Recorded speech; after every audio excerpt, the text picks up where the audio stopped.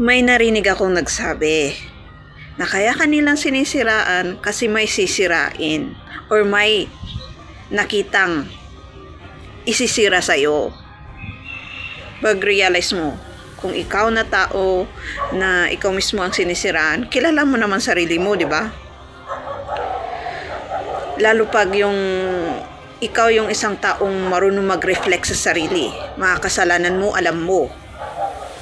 At humingi ka ng tawad. Kung hindi ka humingi ng tawad, ay talagang babagabagin ka ng message na to habang buhay. Hindi mo alam kung paano mo pakakawalan ang sarili mo. Yun lang sa taong marunong mag-reflect, marunong mag-accept ng mga kasalanan niya. Ang pupunta sa isip niya is, sinisira ba ng taong to yung fighting spirit ko? So bago sumira ng kapwa, isipin ang generations kasi gumagawa ka ng malas sa buhay nila.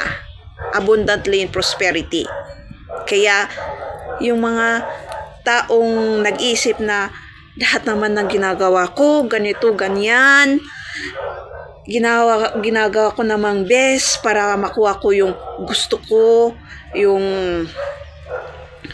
nag-hard work ako, lahat, hindi naman ako gumagawa ng masama, sila naman ang gumagawa ng masama, kasi ikaw mismo naglukmok ng iyong buhay.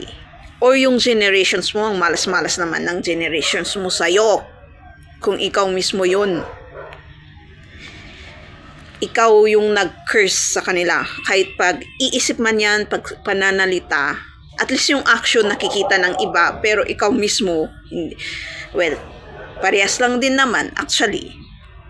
Kasi hindi mo, action nga, hindi mo pa nakikita. Pag iisip mo, pag pananalita mo, malas ng generations mo sa'yo. Napakamalas. Na sila pa, ikaw pa ang naging ancestor nila, sa bloodline nila. Kung ganun kang isang tao, hindi mo ba magets na yung mga pinagsasabi nila or natin is bloodline curse. Isang pag-iisip ng masama sa kapwa mo or sa sarili mo or sa pamilya mo, friends mo, sarili mo din, pananalita at gawa ay witchcraft. Yun yung tinatawag din nilang witchcraft. Kinukurse mo mismo yung bloodline mo para malugmok sa kahirapan. Ang malas nga talaga ng bloodline mo kung ganun.